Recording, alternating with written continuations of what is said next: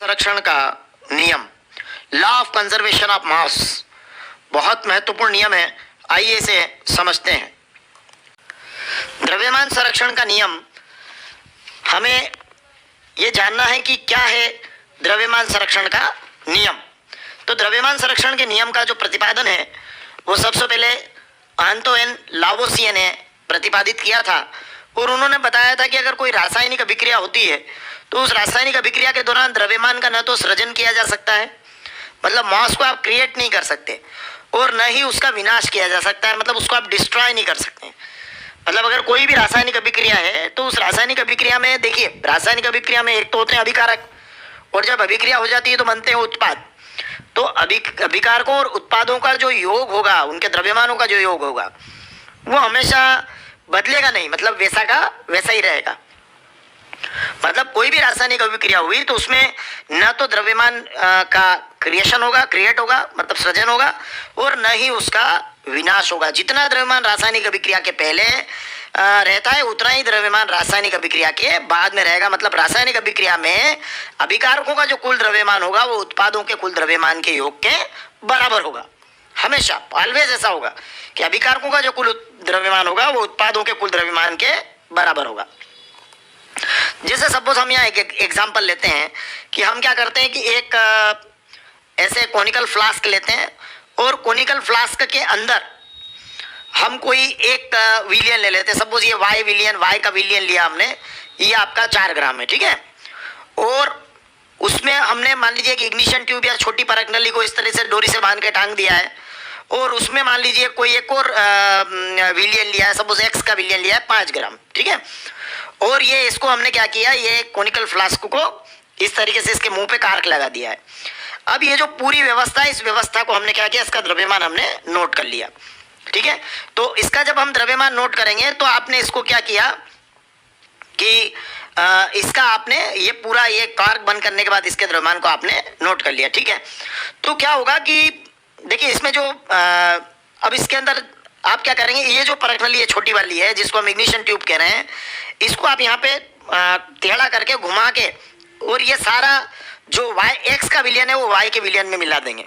तो मिलाने से क्या होगा, रासायनिक अभिक्रिया होगी, और रासायनिक अभिक्रिया होगी तो कोई उत्पाद बनेगा, ठीक है। मतलब हमको जो एक्स का विलियन और वाई का विलियन ऐसा लेना जिनके अंदर रासायनिक अभिक्रिया होती है, तो मान लीजिए रासायनिक अभिक्रिया के दौरान नए उत्पाद बनेंगे। जैसे सपोज मान लीजिए आपने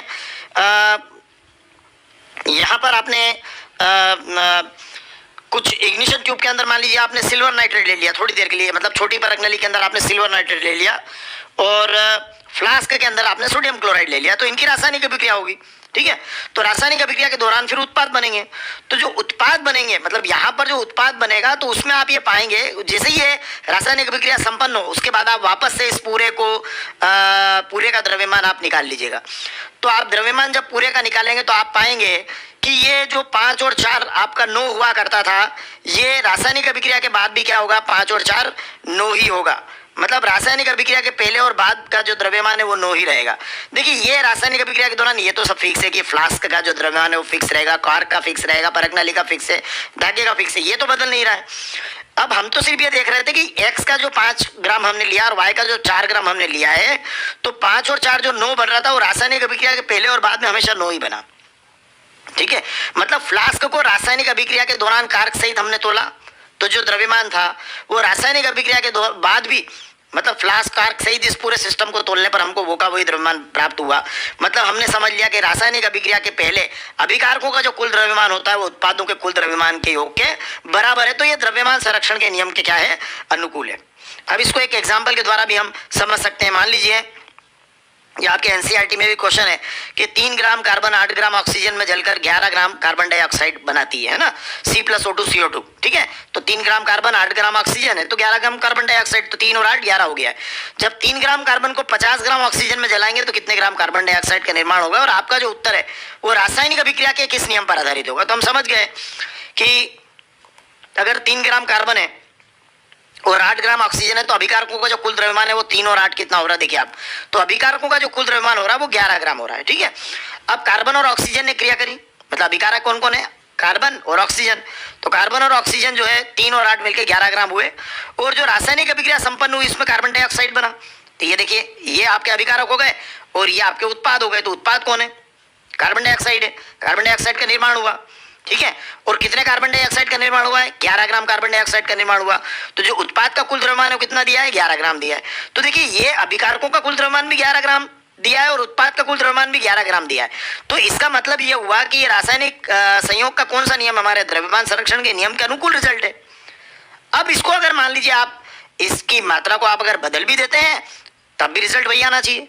जैसे आपने 3 ग्राम कार्बन को 50 ग्राम ऑक्सीजन में जलाया, तो हमारा जो केस सेकंड है कि दूसरी घटना में अभिकारकों को कुल द्रव्यमान कितना हुआ? 3 और 50 53 ग्राम बन रहा है ना। तो ये 53 ग्राम हुआ अभिकारकों को कुल द्रव्यमान। तो डेफिनेटली अब कार्बन डाइऑक्साइड का जो निर्माण होगा, मतलब उत्पाद का जो कुल द्रव्यमान आएगा वो भी कितना आएगा? 53 ग्राम ही आएगा। तो इस प्रकार ये जो हमारा ये सब किस पर आधारित है? द्रव्यमान संरक्षण के नियम पर आधारित है। धन्यवाद।